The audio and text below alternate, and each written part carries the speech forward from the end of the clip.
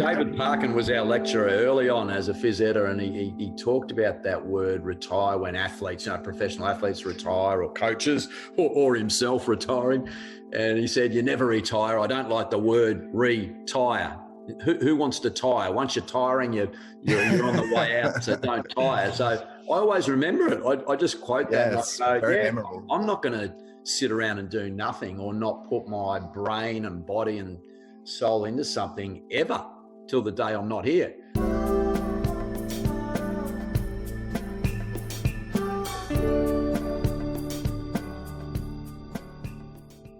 In this episode, we speak to Anthony Phillips, co-founder of Camp Australia.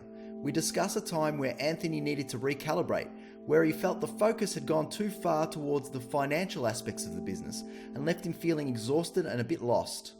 We delve into the charitable work that Anthony and his family are engaged in with some remote communities through his foundations, and how observing his mother's humble donation of time to teach English to migrants really left an indelible impact on him. We also chat about his current love for developing and providing an elite pathway for up-and-coming AFL draftees. Hope you enjoy.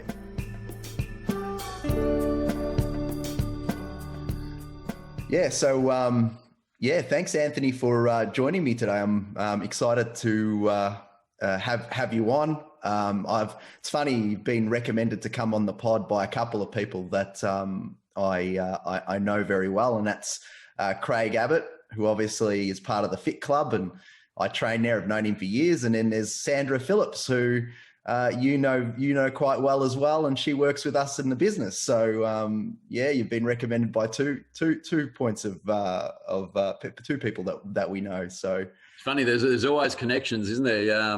And networks, people you've met in all different phases of life. So it's interesting how it all comes together at times. Yeah, for sure. I've definitely heard your name bandied about a bit, and it's nice to have seen you in the Fit Club as well. But how are you doing anyway? How are things? How's life going for you? Going really well at the moment. We've just come out of probably the January summer holiday period where everyone's staying home and holidaying down the coastlines, either Mornington Peninsula or probably down the surf coast there. So we love the vibe, and I love people in and around the beach scene. That's really, down our alley, and we love being down here. And it's also a great time for family. So your kids come down and they're friends, and you catch up with your own groups of friends. A lot of them are having holidays down here now. So it is fantastic like that. It's different to going interstate or overseas, as you sometimes may do in these longer breaks, but I think it's been really great just catching up with people socially because of missing out in 2020 so much. Yeah, probably, the situation that we had in 2020 really kind of makes us a little bit more grateful about these things that we have, the ability to go and have some time on the beach and spend time with friends and invite people over and all that sort of stuff. Mm. Yeah, for sure. Well, I thought we'd start with, because to be honest, if I'm being honest, I've heard of Camp Australia, but I don't really know a lot about it. And I thought maybe you could give us a little bit of a background and on Camp Australia and how you founded it and why you did, and what were the drivers behind the success? Yeah, well, it is pretty topical and interesting because I'd sort of forgotten about it for about 4 years since we've actually sold it. And you still run into people down the street and say, you're still doing that kids business again, and with camps and things. And it's no, we're well out of that now. So, and do you know how it's going? And do you know people still there? And pretty much the answer is no. Like we really, made a clear break from it. But to answer your question, it's great to reflect. And I've been able to reflect this year, actually writing a series of books. And the first one is a bit of a chronological development of our business, aligned with some philanthropy and some giving that we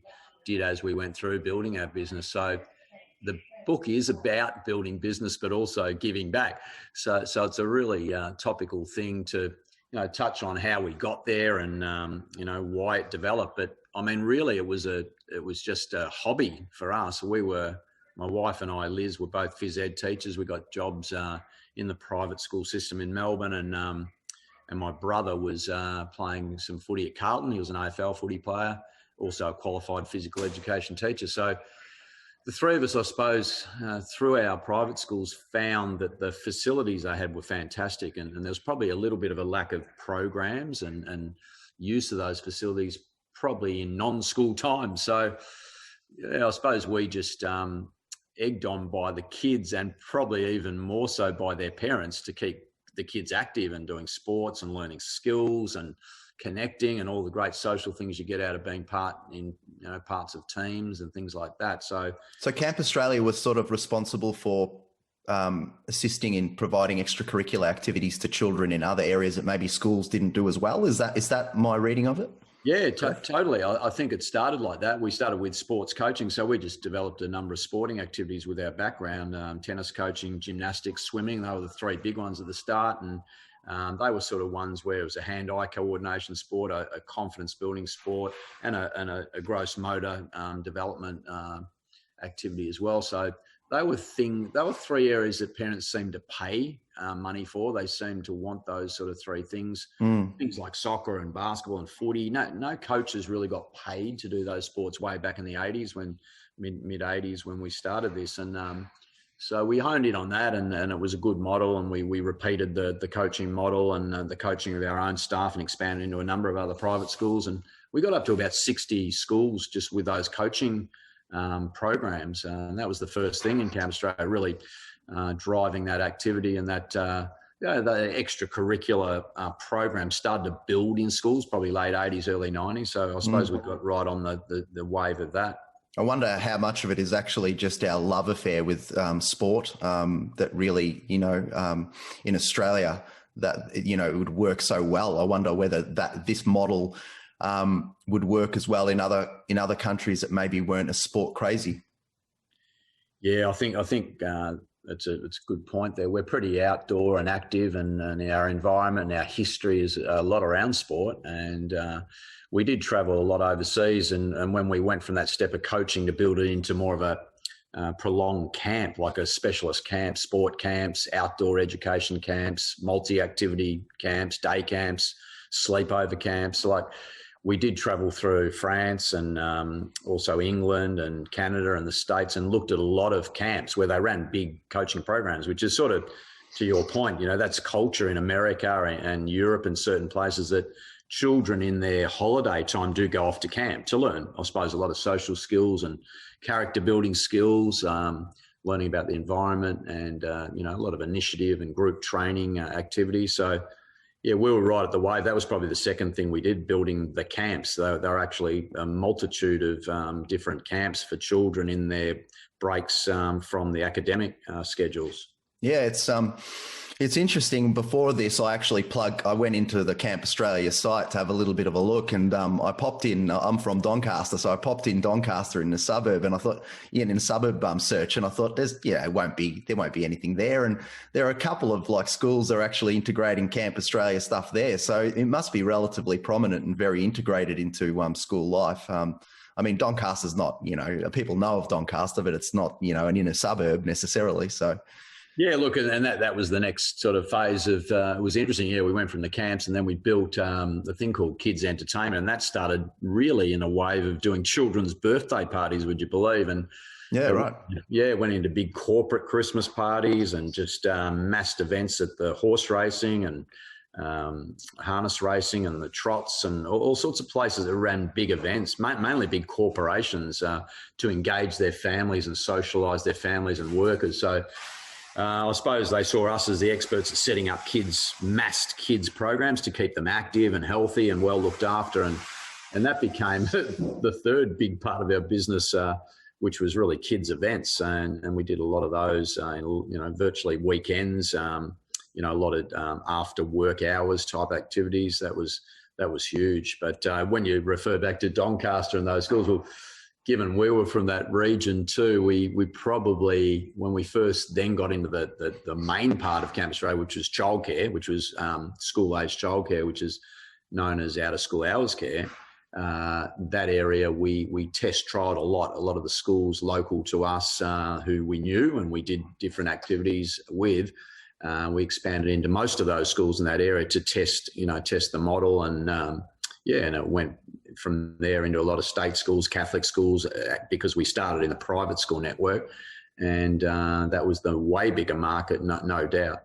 And it's interesting just on that point too, like a lot of the users of the childcare in schools, we found were really in that sort of middle income bracket, that bracket that, where mums and dads were both working, and women going back in the workforce was a big instigator of why childcare in schools got so big. Yeah. And so it goes back to your original point. Like we never planned this business that we started. It was a hobby of fun. We used to just love doing the activities. Couldn't believe we got paid actually to run around and play sport and get kids fit. And, it was just such a joy to do it. So you didn't really, it was, as your podcast says, it's never about money. Like I never even knew what I got paid, I think, for about the first 10 years. And I didn't care. And I know it was very low because some of my teacher friends were still earning a lot more than me because I took that leap of faith and got out of teaching and had a go at this. Just another example of someone who's been able to be really successful off the back of doing something that they love primarily to begin with, and not really focusing on the money, but the money coming later as a response of the passion and the enjoyment out of doing it. Like, it's not like you had a vision that this would be a financial success necessarily from the starting point. Not at all. It was a fun hobby, and we like keeping busy. And I think you just, when you decide to teach or coach kids, you sort of have that inkling to give to others, and you get joy in other people's development or other people's, development towards goals, really, seeing their journey, the ups and downs of their journey to get there. And that was always our motivator. My wife and I, Liz and I, are all about that. We still are today with a lot of our philanthropy, and the foundation work we do is all about helping more disadvantaged kids and those that haven't had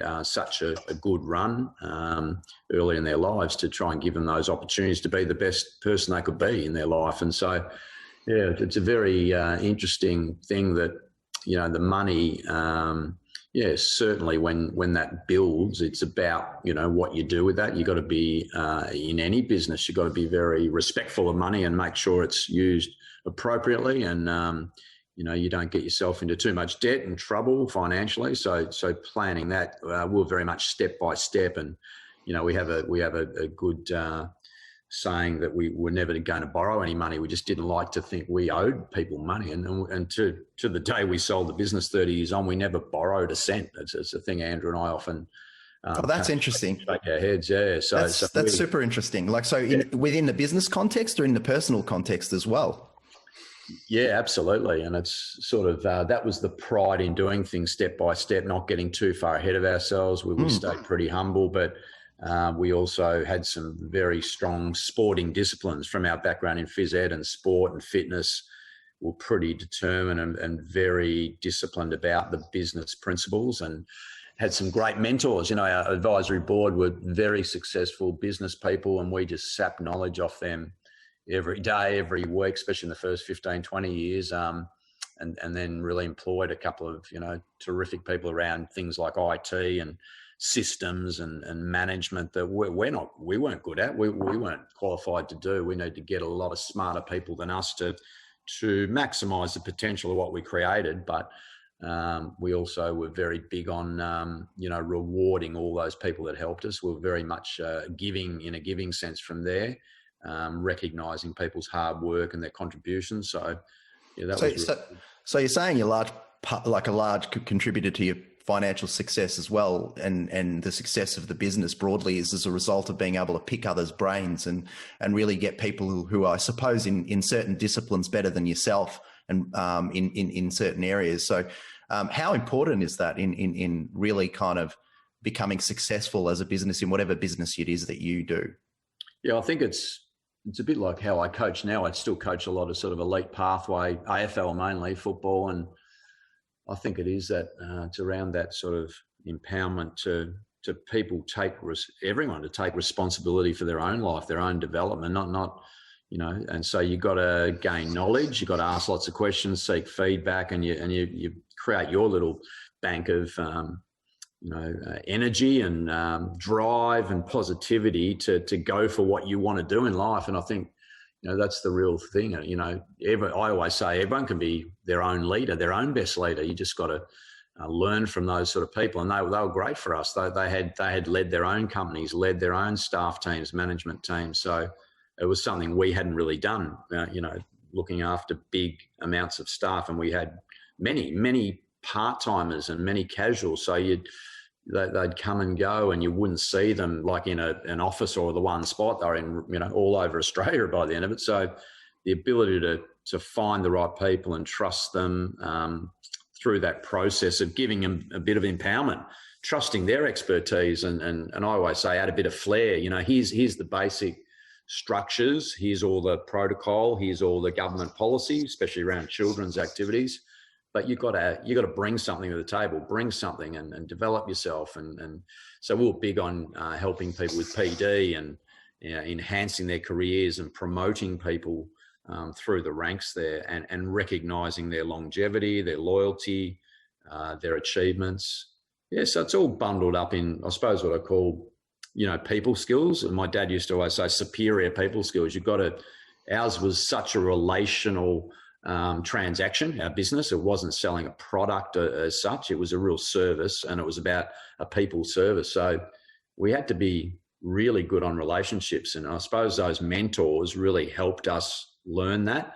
It didn't matter if it was a cleaner coming into one of the schools to do something to make the site look really great, or whether we're talking to our CEO or a principal of a major private school. We try to treat everyone as equal and with respect, and get along with everyone. So it was that was a bit of our mantra as we went.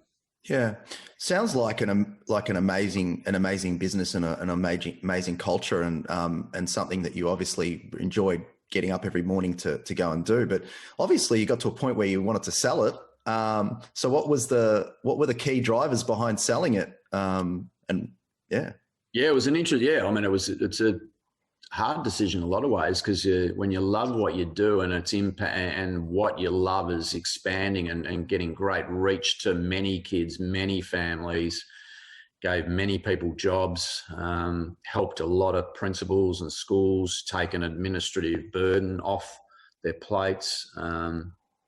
It is amazing when you think of it, and that, you might have thought it would go forever.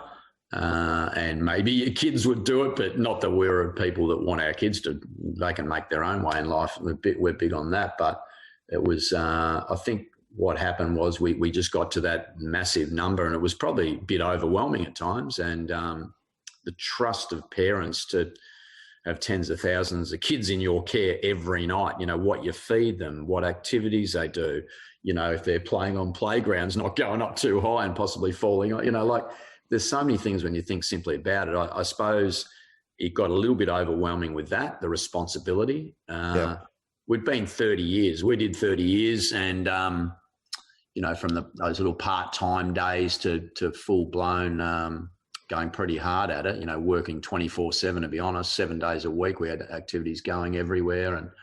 And I think that was, it was one of those things. We just all looked at each other and said, I think it's about time. It was just intuitive. It was once we thought that, it was that we just put in plans like we did in business, a process to sell the business. So employed, put out tenders for people to tender to sell the business, and then to find the right clientele, the type that we would be happy, to pass it on to.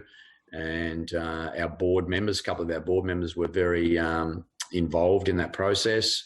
The external consultants reached far and wide through Australia and around the world, which was an amazing business experience. I think Andrew and we learned more about business in our last 6 months of 30 years, like the macro scale of business and how private equity and, joint ventures and sales of businesses work around the world, and adding value and the value parts of your business, like your systems, your administration, obviously the quality of the products, really important, or service.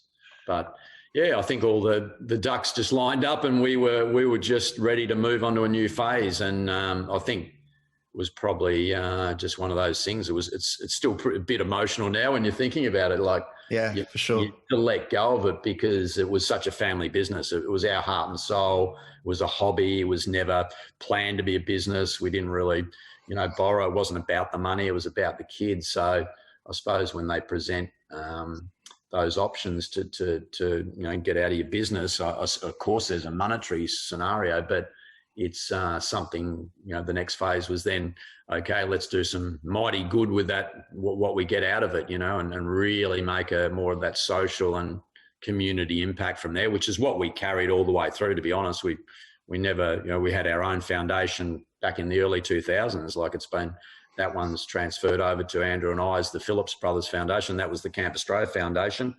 So that was that's probably nearly 15 years old, so we've been doing it for a while, and that's in a very official way. And we did a lot of ad hoc and random things every year. We encouraged our staff to go and work in some of our charity partner activities. They were able to salary sacrifice as we went through. We dollar matched contributions from staff and from our services to certain charities. So we had a real culture of helping others, making a difference, and giving back in a sort of collective way, not just us individually, like really gathering a lot of people who wanted to, do some good things in life.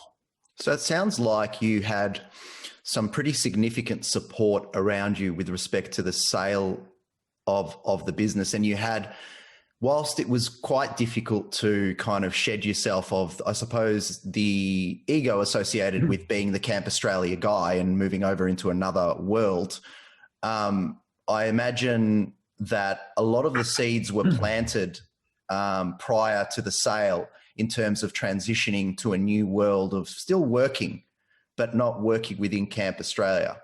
Is that right? And you can't, a lot of people, the reason why I'm asking, and I suppose I want your insights on this, a lot of people are actually in their business and they see the kind of retirement as kind of the final word. And I suppose that's why it keeps them in these businesses that perhaps they're not energetically motivated in anymore, and perhaps they should have moved on a little while ago. So do you have some observations there on what you've done and how that worked for you? Yeah, amazing. I think our last 10 years, we just did that one, employed people better than you and that can take it to another level in a business sense. And when we went through a few trials to get the right CEOs and CFOs, but when we got the formula right, we created a senior leader team and incentivized all of them to be part of every year, how we performed. And if we hit certain targets, they were remunerated extra on top of their salary. So they were very motivated from that point of view, which released us from taking the full responsibility. We stayed really true to our expertise. Andrew was very much, sales and marketing. Mine's more in operations and HR. Liz is more in the administration, logistics. So we just added our firepower there and experience, but really we just had smarter systems people, just making everything more efficient. And, and IT was the big winner in that, just getting technical experts to tweak an amazing system that could work. And, so that was, I suppose, the first, to answer your question, a bit of pre-planning. And then we got to that point of, I suppose we weren't needed as much. So, like they say, I suppose the ultimate success in your business is to sell it. And sell it for good value, but also to do yourself out of a job. And I think I did that very early with at least five years to go. It really didn't need me to operate every day. Liz was probably more a bit part-time, but still had a lot of contacts around resources. We did arts and crafts and sports equipment and food. Fed kids every day healthy food and all that, setting that up around, hundreds of schools around Australia. So she was still quite involved there. And Andrew pushed the sales and that marketing side of things right up, probably to the year or two before we sold as well. So I'm a little bit older, so I probably had the exhaustion earlier too, but was happy to step back a bit and let others come up, even though I think I drove it pretty hard for about the first 18 years. And Andrew, we put him in the driver's seat there for a few years to learn all the other aspects of the business. And then our last CEO was just terrific, Adam Peace, and he took it right up to sale.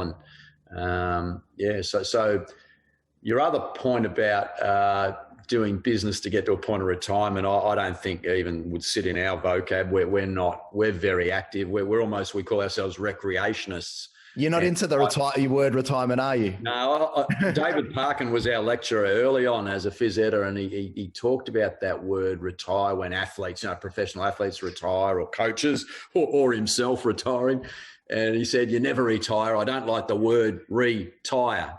Who wants to tire? Once you're tiring, you're on the way out, so don't tire. So I always remember it. I just quote that. It's very memorable. I'm not going to sit around and do nothing or not put my brain and body and soul into something ever till the day I'm not here.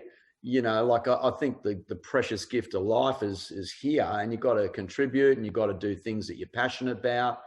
We've definitely worked out the more you help people, the better you feel, like the more you do for a lot of others, which, has been the heart of what we do these days. And I think you've got to be engaged in stuff, and then you're part of social, and you're part of community, and you will live a long, healthy life, I think, if you get those things in order. And so we're very big on, first thing you do is you get up and you do yoga, you do a meditation, you go for a ride, a run, a swim, do your vigorous exercise, then get into your activities of the day, and some nice relaxation, walk the dogs, whatever it is as well. Like every day, it's like we're, humans are creatures of habit. And if you've got good habits that can give you those nice lifts and highs, you don't need anything else. You can get it out of life, if you really get organised and plan it, and really tune into what makes you really tick, and only that. So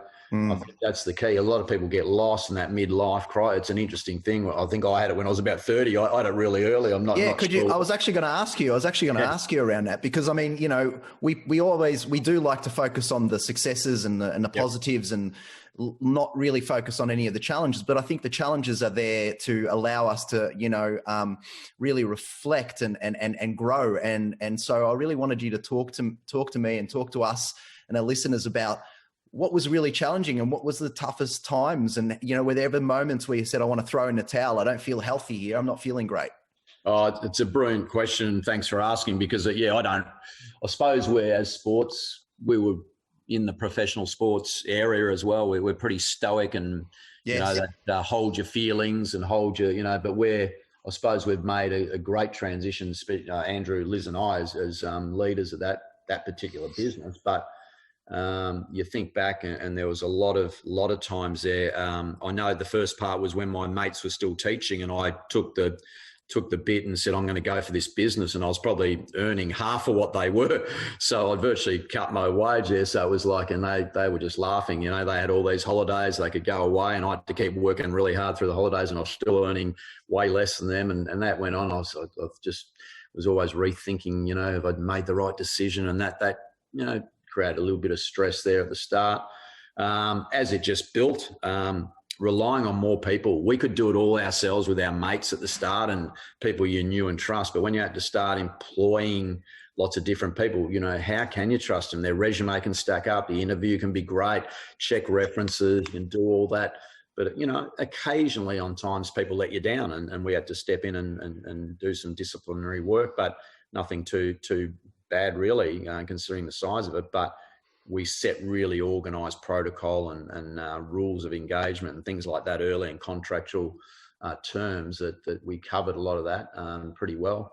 There was a couple of, more legal things, sometimes even with HR and payroll, and making sure all the intricacies of what you got to pay and those sort of things. So I remember once we had a bit of a hiccup there, which is we had to resolve and make some payments that we'd already probably spent, and we had to go back and find quite a lot of money. So things like that. And then was there ever, Anthony, like a time where you just like that kind of, I suppose, really pushed you towards actually, I need to change something here. I need to go and develop. I need to go away and think about, how it is that I'm running my life and for the better. Is there anything that was like just an eye-opening moment for definitely. you? I think we're just in the pursuit of money, and to say it's not about the money, I suppose, was more our very early stages, and I reckon the later stages. Yep. in a way. But in the middle, I think we got into a rut of pursuit of money, of profit,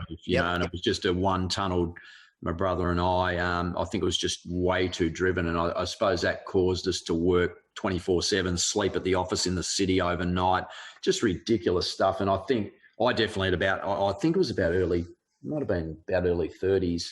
Yeah, just pure physical, mental exhaustion.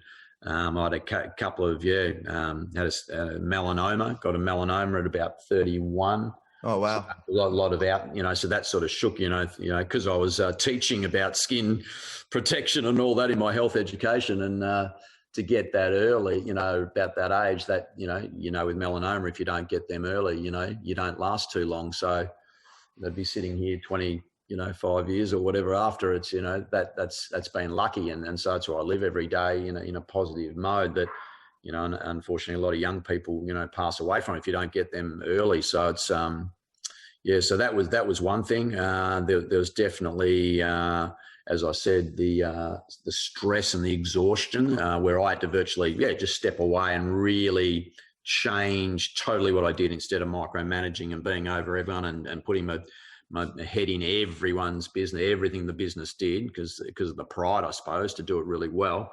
It just drove me, to exhaustion, to point of, you didn't really want to keep going that way because physically I got meningitis, I think viral meningitis too, at about probably a couple of years after that, early 30s. Do you genuinely think that those sort of health conditions sort of came from a shift in focus and attention and a change in the way that you actually, I mean, we don't know for sure about these things, but do you have a kind of anecdotal feeling about? Yeah, I do personally. I think now I've done enough traveling overseas and yoga and the deep history of it and all that sort of that Eastern sort of way of life. And I'm not religious at all, but, you know, like I respect Western medicine, absolutely. And Eastern as well. But I think, there's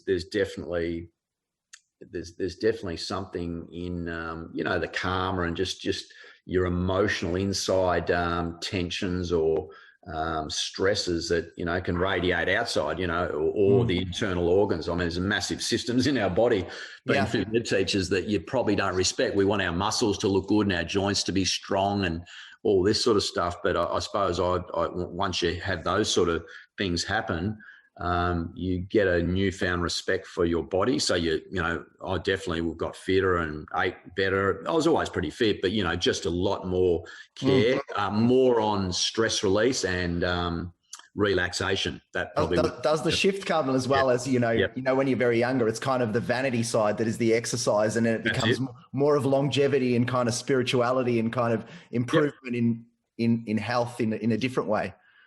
Yeah, 100%. And that's it. And then look, you know, different times, you know, those, you know, probably before everyone knew about mental health, those stages where I had a couple of episodes where I was even doing massive presentations, which I was great on the feet talking, just sort of felt really weird or not in your right body. The one I was even driving over bridges and things like that. I just had a bit of almost like panic, you know, like a couple of times. So I knew at the time it was weird and didn't know what, but I suppose as you look back now, you know, it was just total internal stress, you know, coming back, and that could be from a variety of things, work and, you know, monetary things or family or relationships or whatever it is, like most people. But I suppose like all the work in that area, and I did a lot of professional development around that in my mid-30s. So that was my sort of midlife. I don't call it ever. So what did you do? What did you do? I sort of call it a midlife breakthrough. You just go and recalibrate. And I did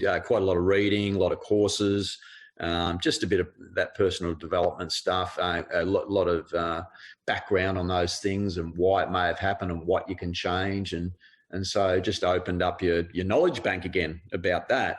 But I think my conclusions all lead back to keeping life simple, you know, eat well, exercise daily, make sure you relax. And I say have 7 out of 10 relations with your close family, in particular, all the members. And if you can do that, your internals, I think, and your emotions will handle pretty well. You'll get some shock things. We all have shocks if there's a death in the family or, you know, a divorce happens or something like that. There's some major things that happen or something happens to one of your kids. But I think you're more resilient, and you can work with that if you understand yourself and you understand that it's just being human, this roller coaster of feelings and emotions. And if you can tap in, and sometimes people need, expert psychologists or counselors, or, these days the kids are on the headspace and the smiling mind. A lot of the kids I coach are fantastic. And I used to think as a physio, we never work on our mind. Our mind's so powerful. It's the most powerful thing in our body, for sure. Separating humans from all other animals. And we do all this physical work out in gyms and all this, but we don't work on the mind. And there was a bit of a stigma about those sort of things way back. Yeah. So that was when I had it early. It was all, hey, don't say anything to anyone. It was very much like that. Hey, you must be weak. You must be, if you're not fully functioning as well as you should be. But these days it's a lot more education, a lot more acceptable, a lot more programs around it. And I know even myself with a lot of kids I've helped around this area, and I do a lot of it on the Headspace. Is fantastic, that app with Andy Pumiscombe. I just find you train your mind. I'm as clear and focused and strong as I've ever been now, because I've been able to, just realize putting all those simple parts about your well-being together. And then you can go for anything, whether that's business or charity or coaching sport or running accounting firms or doing podcasts. Like, you can be in your best zone more often if you really, got your self-care right. It starts with you. You've got to really empower yourself to be in your best shape. Yep. This is a very interesting area. I mean, I was listening to a podcast with Andrew, I think his name's Huberman. He's a neuroscientist, and he was speaking to Joe Rogan, and he talked about neuroplasticity of the brain. And he talked about the fact that actually by getting yourself into different states of consciousness, sort of actual mindfulness, you have a better chance at being able to reprogram yourself and move, change into perhaps do things that you felt were previously incapable, or stop behaviors that you weren't happy with previously that were more compulsive. So it's a very powerful thing you're talking about, the power of the mind and the power of the brain. And, I think we're so lucky and blessed these days that this sort of evidence-based science is there, isn't it? So, yeah, incredible for our future generations. And I feel for our kids with, a lot more technology, social media, the changes that have happened in the last 10, 15 years, like they're going to need to be able to work through these things, especially emotionally and mentally. And it's great that they've got so much education, and it's seen in a light that it's human, and people do suffer from that. And if you don't realize it and accept it and work on it, the suffering can get worse. We know that. We know where it can lead if you don't, really do the work on yourself. I suppose that's the first thing. You got to realize and make that effort to make a change. And I know a lot of people have done similar, and they're thriving. And thriving's just in being a human, good person that's doing good things and in society, or of good character. You always say that, don't you, at your funeral? How many are going to be there, and what are they going to say about you? Like, that's sort of at the end of the day, we've lived a human life, the gift of the life. But what do we do? What did we actually? What was our contribution? Like, what did we do that was really positive to, I suppose, help others and help the planet, I suppose. Yeah, my brothers often say they'll check the calendar to see if they can attend my funeral. So I'm a bit, I'm not in luck. I'm just wondering if there are any game-changing books or anything that you've read that you'd think is they're absolute winners for. There's a lot. I've read hundreds of them, and I sometimes. Yeah, there you go. You're an avid I always remember the messages. The couple I've read lately, The Power of Now. Eckhart Tolle is really good. Yes. I think, our mother passed away just in September, not from COVID, but she had a stroke just a few months ago. And so, it was interesting to, you wake up and think, is that a dream? Is that real? And I think that happens when people are in a bit of shock, like it was. So to read a book like that just puts you back in that presence, and that we're all in that human cycle, and life is, it's impermanent. We may believe we come back as a tree or a dog or something like that, but it doesn't go the human form. It doesn't go forever. So, that's, and probably the other thing is that we're imperfect, so I haven't met a perfect person, and I'm far from it. And as everyone would have their flaws and things, but it's that vulnerability that you don't have to be the best, achieving, goal orientated. I think the Western world's so, it was probably a good adjustment what's happened in some ways. Really sad about the deaths that COVID's caused, but it's been a readjustment. I think it felt like it was going the affluence was going a bit out of control in the Western world sort of thing.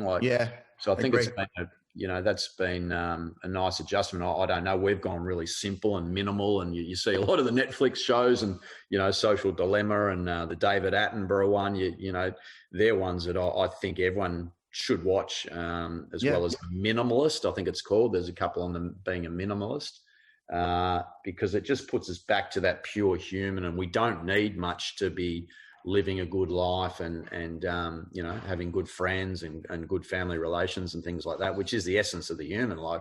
True. So I think we just got, those material things and got to be one up and better and, keep getting something shiny and new all the time. It's short-term happiness, isn't it? It's not the longer term. I hope you're enjoying the interview so far. And as you will no doubt learn from Anthony, the charitable giving or donation of time can really happen at any time, regardless of your financial position. Our team, Stefan Independent Advisory, which is the engine that fuels this pod, have found that this culture of giving is largely unrelated to the financial position of our clients, and that the transition of this culture from one generation to the next generation is accelerated through open discussions about money within the family. This is why it is important that children, in our view, are included in the family's financial affairs, as there is much to be benefited. In our special report, Leading a Family Leaving a Legacy, we discuss charitable giving and how it should be considered and included if a family is that way inclined. This resource is made available to our community at www.itsneveraboutmoney.com.au. Now back to Anthony. In the next part of this episode, we discuss Anthony's late mother teaching English to non-speaking migrants, his passion for every kid on earth having a basic education, and his views on the fundamentals that makes his relationship with Liz, his wife, so enduring and meaningful. And finally, the most challenging AFL player he played against.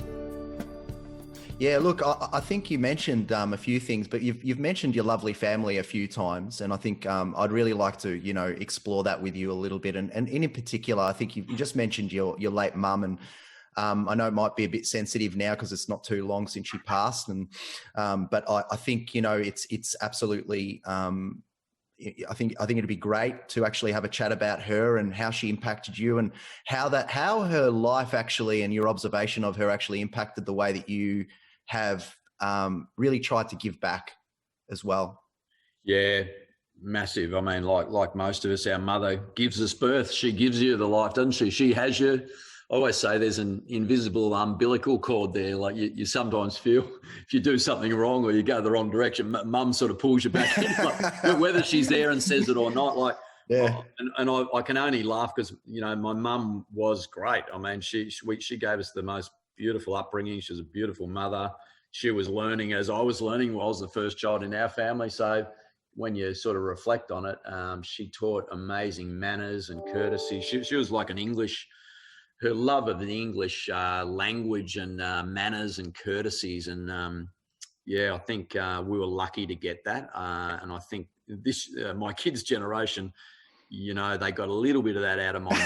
Probably could do with a few more of the little tools she gave them at times. But I certainly know they were rammed home at our generation. Like we're very conscious of that. And we used a lot of her ways in our business, no doubt about that. She was also a bit of a bookkeeper. In her early days, she was actually, talk about accounting, she did some basic bookkeeping for us when it was very small, and mum and dad had us working out of their third bedroom at home, the spare bedroom. But when my dad was a corporate guy, and he worked for some big Japanese firms actually, so he was always traveling, a lot overseas. And so mum really brought Andrew and I up, and she was amazing. There wouldn't be a thing we didn't get to: sports trainings, events, activities, school functions. Of course, we had to walk and ride our bikes to school in those days, which was good.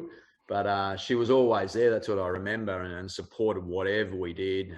She was big on education. She really wanted us to finish our degrees and go well at school. That was one of her big points.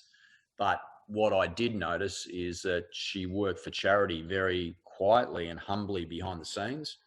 And she would not talk much about it, but it was the group was called AIMS, and they helped probably back in might have been the 70s or 80s, like with a lot of the immigrants first coming across from Asia in particular, she'd teach them English. That was her real passion and hobby. And I used to see flowers and these beautiful Asian, Oriental gifts at her house. And I said, "Where'd you get this from?" And she said, "Oh, that was from so-and-so." And she'd mention the name, and I go, "Wow." She goes, "Yeah, I just do a bit of teaching with them." I said, "A bit of teaching?"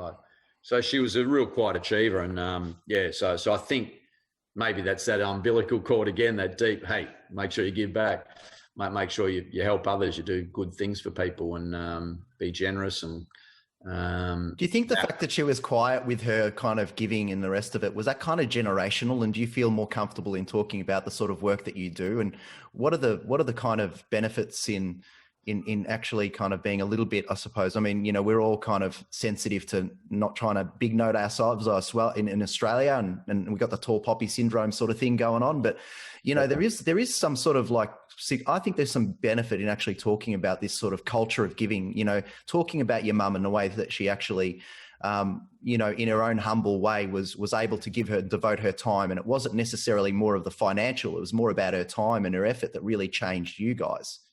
Yeah, I think that's right. Yeah, I think the humbleness, and if you're a real giver and helping other people, I think the best ones I've met, you don't even know about it. That's right. There's pride into it, not ego.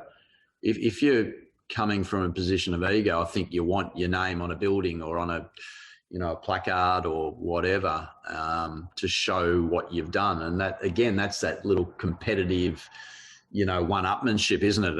And then you're going to be a tall poppy and get cut down no matter what you do if you go that path, in my experience.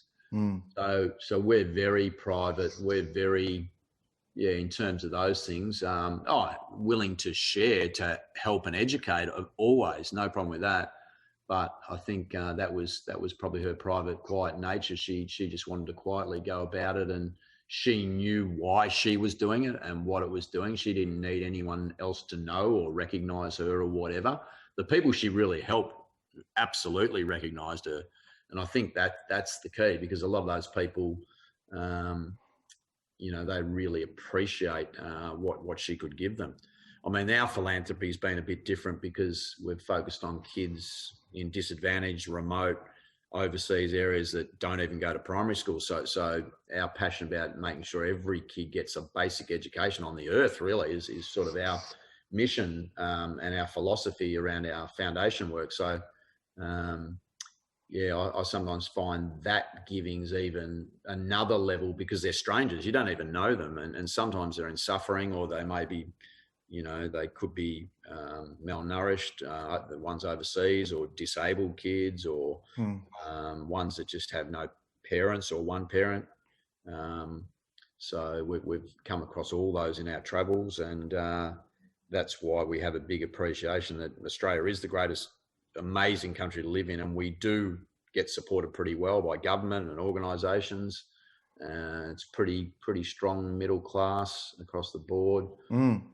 But those class differences in a lot of those places are, a big issue around education. And so probably the answer to the other part of your question, we're a bit like our mum. We don't need anyone to know what we're doing or whatever. We do quietly work through a lot of our programs and projects with lots of charities. But where I do like to educate is through our coaching business. So all the kids I coach, virtually the money they pay me, 100% of that goes to charity work. So if I can educate and just and use IT and put it on our website, some stories and some schools we've built, or some education programs we've sent resources to, through their giving to me, I give them a coaching service like footy or sport or whatever it is.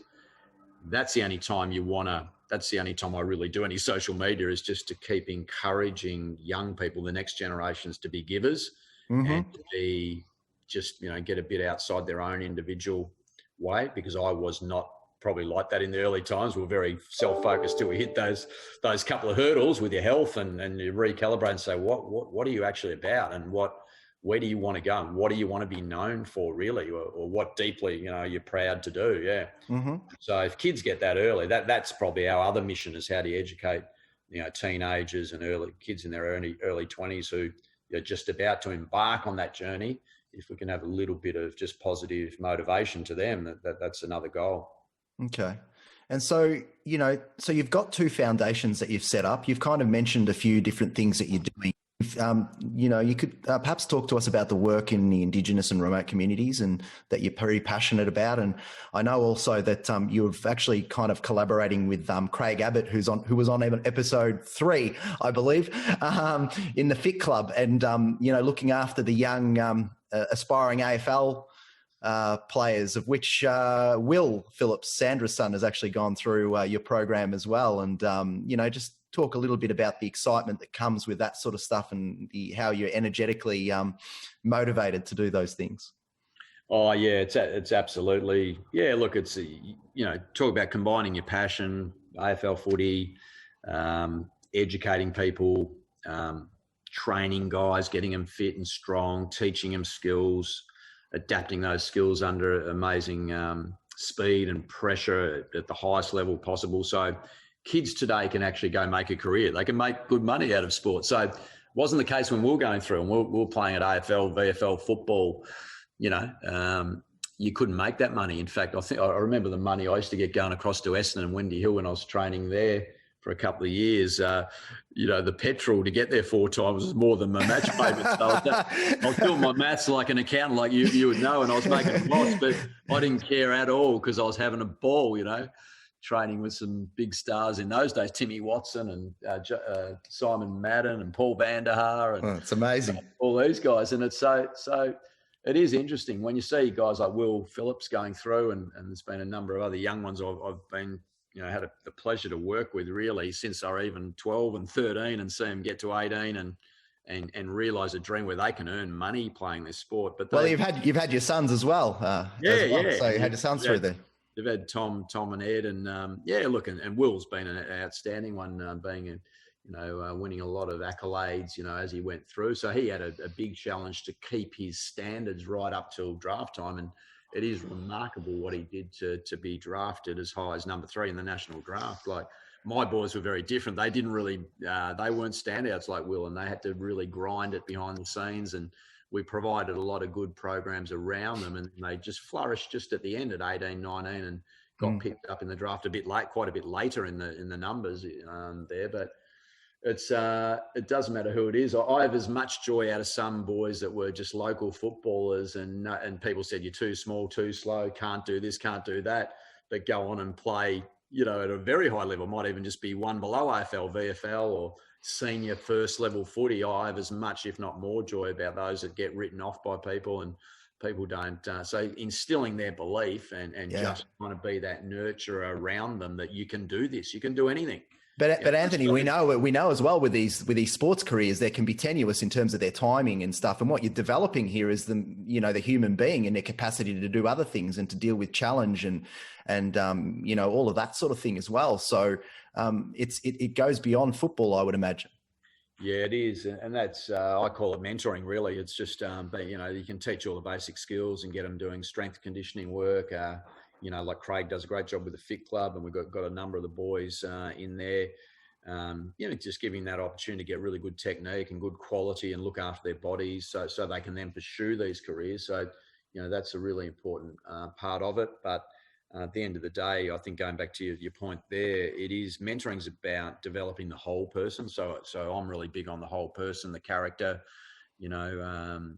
the way they can lead themselves and lead others and really contribute and be of value to whatever their team, their mates, their family, the local community, even volunteering. I encourage a lot and take a few out to our charities to volunteer and help me coach. If we go to RecLink with a lot of the homeless people, we do footy clinics, for example, one of our charities, often ask some of the players or some of the guys I coach with to come and just do it voluntary.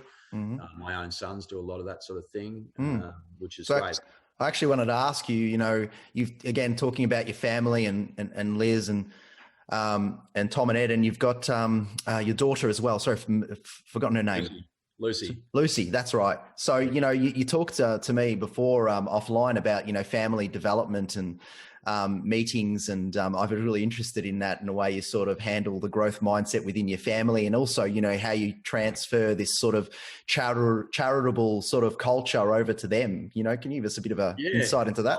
It's really interesting. It's great, like us as parents raising them up to probably 18 where they're legally able to do a lot of things, and then giving them, Liz, my wife, always says, give them the wings to fly then, don't hold them back. Don't judge or assess them. Let them find their way, make a few mistakes that they'll learn and grow. But you're always there for love and support, I say, and we do that with our guys. And, that's it's just great to see them, develop friendship groups, push on in career, work hard, see what it's like to earn their own money. And if they choose to buy things they can, or save, and save for something bigger for later in their life.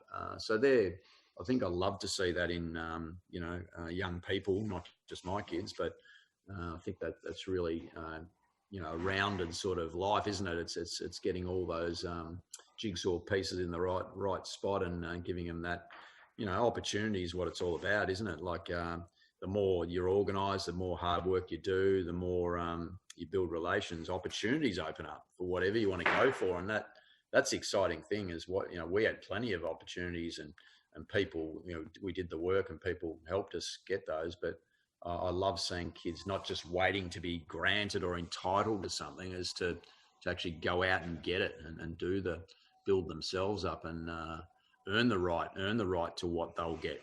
And I think that's really important.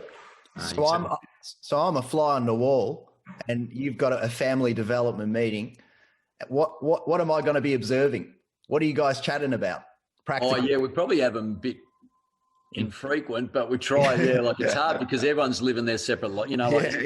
Working and going there, so it's not easy to get together. But I think just to sit down and have open, honest conversations. That's what I'd say, and that a good way is to just do it over a meal. Like it's a Sunday night, can we all be there? Let's have a meal. We just have a little chat. It's not. I don't think doing it too formally. You may have some things jotted down that you just want to talk through, and probably the other thing is to open the floor. Like if they're young people, you don't want them to resent their parents and want their parents over there. You want your the famous saying, you want your family to be friends and your friends to be family. Yes. You know what I mean? Like it's a famous saying. So yes, you got to lay the disciplines down. And if they're still living under your house, like some of these 20-year-olds do, because it's too good, there's still some disciplines and ways of respect, around running a domestic house, with five or six adults and a few animals and pets running around as well. So I think it's more just touching base that we all get, keep on the same wavelength. That's it. And look, if someone's struggling a bit or having a tough time, and that happens at times, we can share it, problem shared, problem halved type mentality is like, oh, right, how could we support you if that's, an issue? And so we keep it very open to them. What do you think about this? Rather than saying you must tidy your room or pick up your towels, what do you think our standards would be in hygiene or cleanliness in the house that we're all sharing? So I think it's as simple as that. I have really simple thoughts on how those sort of things work. And look, we should do it a bit more often, but when it happens, we've seen some very positive adjustments. It's never in so much character, it's just behaviors. We all have behaviors that go a little bit off skew at times. We do. And it's just reeling some of that in to be probably a bit more socially acceptable at times. That's probably it. But I think it's a very powerful and positive thing to do. How do you define the Phillips family success? It's an interesting word, success. I never really sit there and think about success at all. I think just living well every day and just, respecting the life we've got and the great things we can do and people we can work with. Success is definitely nothing to do with money. It's, in my opinion, it's your health and well-being, isn't it? And your social relations and your community involvement, your respect for the environment and the planet, all those sort of things. Can you also say that, like, you know, it's definitely not about the money when you reflect on the different phases that you've had in terms of your financial journey as well? Like, well, obviously, you know, now being, you know, financially able to, you know, run your life the way you are and, you know, not have concerns of money, whereas prior to that, you know, having more, you know, concerns around money. Do you actually have some views around? Yeah, I do. I have very simple philosophies. Another one is, you know, if you're lucky enough to sell a business or you know, work hard and make some money, like if you got surplus, it really just gives you time and choices. Yes. Time and choices. And it is, I see it as a means to a lifestyle. So you can live a very simple lifestyle. You don't need much money. You live an extravagant lifestyle. You better have plenty in reserve. So, yeah, I think on sale of our business, it really gave us time to put our work. We've been busier than ever in the last couple of years, to be honest, including the COVID year, doing passionate work that means stuff to a lot of people. And yeah, I think that's what it gives. It allows you to just choose what projects you want to work with and how much time you want to put in. That's the key when you can afford the basics, you know, your food and your shelter and your transport and you know, those sort of things, you know. Yeah, so that's my simple philosophy on it. Okay. You mentioned the pandemic. Has anything changed in your life as a result of the pandemic? And oh yeah, that's a good question. We've been asking that one too to a lot of different groups and people. I think it's yeah, I think you definitely recalibrate that minimalist viewpoint. You don't need a lot of stuff.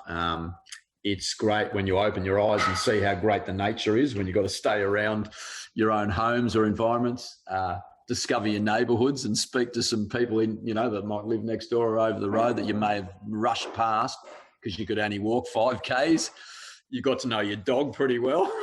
Yeah, they were happy as Larry because they got to walk twice a day. Yeah, that's for sure.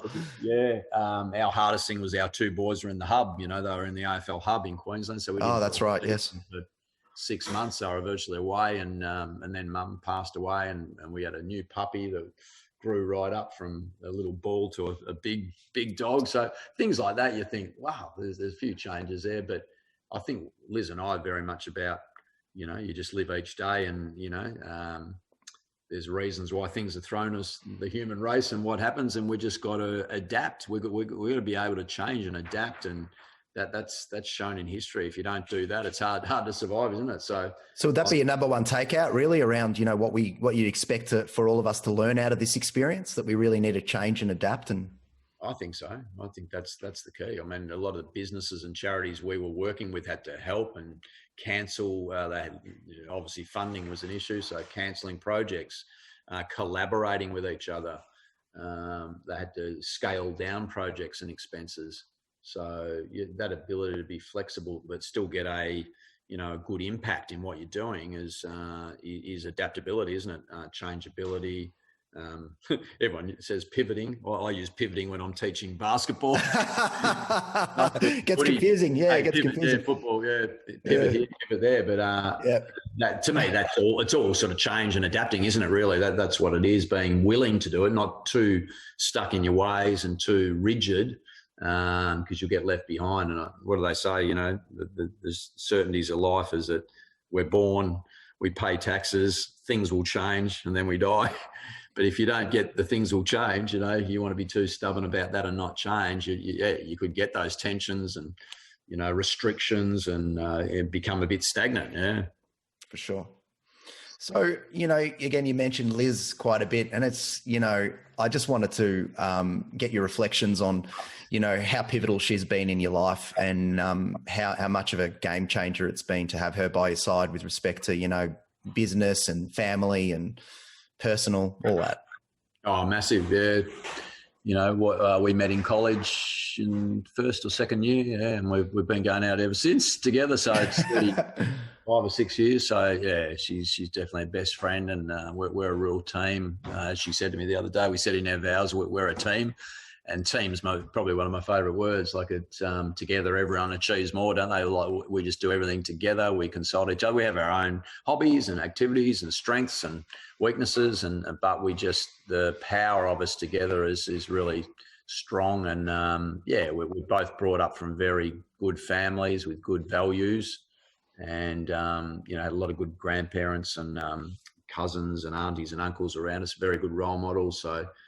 She's just from that beautiful background and just breeds those beautiful values. And she's very much not a money person. She's an absolute quiet giver. Even before I met her, the stuff she volunteered and does, so that's the sort of hearted person you love to spend a lot of time with and most of your life with. And so, and she and I have just, it is amazing that we've worked together. We still do, nearly 40 years we can work together. So, I don't know how we do it, but it just seems to be a good synergy. It's hard to explain what that is, but of course you have your disagreements, and but we can compromise and we can get over and move on with things too if we don't agree on something. And that's a really good quality. None of us get too stubborn that we hold a position on something at the expense of the other ever.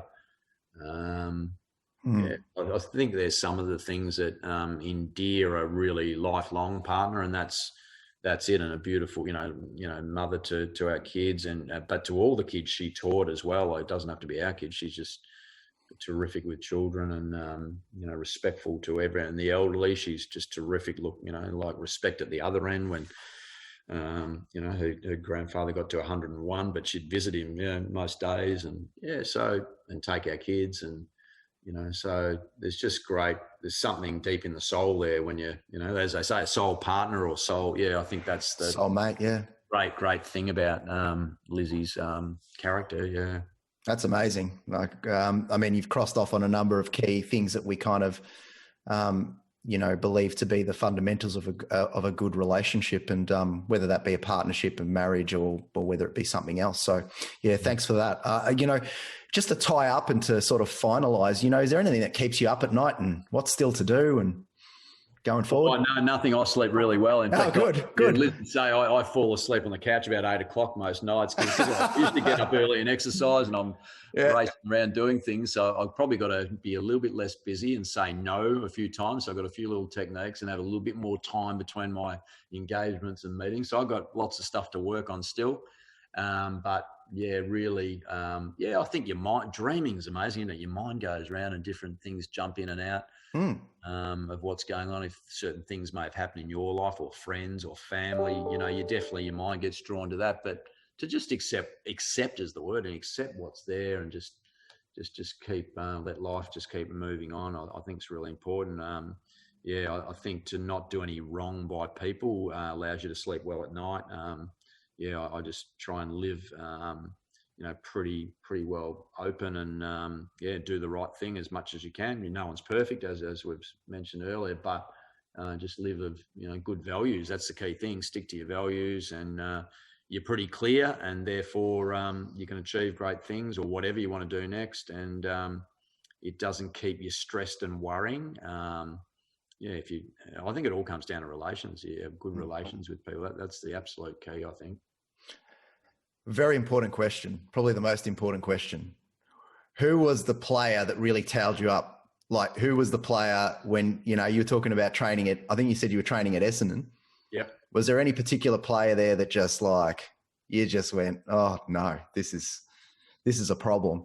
Yeah, absolutely. And I was in awe of Kevin Sheedy because I used to barrack for Richmond, so it was a boyhood dream to actually train at Essendon for a couple of years. But yeah, for sure, I'm an Essendon supporter, so you can see the Hurdy, you can see the Hurdy homage there. Yeah, that's it. And look, I was just in an era at Essendon where they just won the back-to-back premierships, 84, 85. So I was there 86, around there. So wow, it didn't matter who I came up against, but I really was a bit. Mark Harvey, I remember going through a tackling drill and he just put his hand out, bang, and blood nose everywhere. I thought I was a bit wary of him. Maybe I was trying to take his half-forward position at the time, but he ended up being a backman in the end anyway. But I do remember that, and so I was a little bit in awe and a bit scared of him. But most of them they were legends too. Yeah, I mean, any one-on-one. It was a lot of one-on-one training against Tim Watson and Darren Williams and Glenn Hawker and Leon Baker. I just remember them all. Gary O'Donnell. Like, they're all very top AFL players, of course. And I was only 19, 20, I think, at the time. So I still had that youthful enthusiasm, and I was a lot skinnier and lighter, I suppose. So that was the worry. I had to keep dancing and moving and running, because they were big, strong bodies in those days. So, but I think halves was the one I just kept clear of there because I didn't know what he'd do. And how proud of you were of your boys making it to the AFL and doing it? Yeah, it is like, it's a challenge. Yeah, it's a tough thing. So proud for them. I always say, not me being proud of them, but they should be so proud of what they did to get there. And, it's definitely both names getting read out in our lounge room at home. Like, it was just two of the best moments of my life, really. Yeah. To see, because I'd seen the full journey and the knockbacks and the injuries and they wanted it so bad. That's all they wanted to do. A bit like my brother and I, it's just the replica, and it's yeah. And they're both taken pretty late, in the draft. Their names just came out at the end. It wasn't easy for them, which is the beauty as well. Like, there was a famous video on Ed's one, I think, because we didn't even think he'd get drafted, and we just a few of his close mates, and his name gets called out, and Liz is screaming. She's screaming we're jumping. There's 3 or 4 of us just jumping around. That's great. I can't believe he got called out. Yeah. The funny story was that because Ed went to St Kilda, that we only met them, I think, a couple of days before, but they were really good on their research. They picked apart his game. You're not so good at this, and why do you take it? And Ed and I go, well, you're not going to St Kilda. A couple of days later, St Kilda, they pick him out. So that was a really funny story as well. But Tommy was he was really upset because he missed as an 18-year-old and went as a 19. So he was, he would just eat, sleep, carry his footy to restaurants, holidays. At family functions, he did not keep a ball out of his hands since he was about 2. And he was, so he was destined to get there and do something. And he's played nearly 100 AFL games. He's a pretty solid performer at the highest level. So, it's amazing seeing them from the young ages coming through, though. It's amazing. And they give back too. Like, they come and help coach, and that's what I always say. Your best work's when you come and help others and explain your story to others and help them. Like, it's great. And they are very humble kids these days. A lot of them have made it. There's no real big heads around. That I know. None of the ones I've worked with, they just get on with it, and they're the first to volunteer if you want some help, or come and present a jumper, or go visit a kid who's having a tough time. They just put their hand up, and that's what I say. That's what I love so much about you guys. Like, yeah, and, it is at the end of the day, we need more people like that. Yeah, for sure. Last question, I promise. This is, what animal you'd be, and if you had a spirit animal. Jeez, I love 2 animals. Like, really love 2 animals. One's a tiger. Yeah, tiger. Yeah, and barracking for the tigers. I love the colours of them. I just love how they just prowl through the wild. Tom, Ed and I were lucky enough to go to India, into Ranthambore Park one of their seasons a couple of years ago. Bengal tigers, aren't they? Bengal? Yeah. No, they weren't Bengal. They're, I think, up a bit further north. Oh, actually, I'm not sure what type it was. But anyway, they're quite solitary. And anyway, we went about 4 or 5 safaris and didn't see one. And it was the last 20 minutes of the last one. And we'd seen a sloth bear, which was quite unique. Anyway, we were watching that, and I said, at least we saw a bear. And then we started heading out of the park. All of a sudden, there's a couple of jeeps just right on this creek bed, and there's a giant tigress just lying in the creek. Oh, just wow. Out in the middle of nowhere. And beside ourselves, just jumping over the top of each other, photos, and almost falling out of the truck. And we're only 5 meters from this magnificent beast. So I love the tiger. And the other one I love is the toucan in terms of the bird. And Liz and I were lucky enough to go through some parts of Brazil and the rainforest there, and saw the most amazing colours in their beaks, and it's just incredible getting right up close to them. It was in a rehab sanctuary, actually, where they rescue them and look after them, and they're just the most beautiful coloured They are.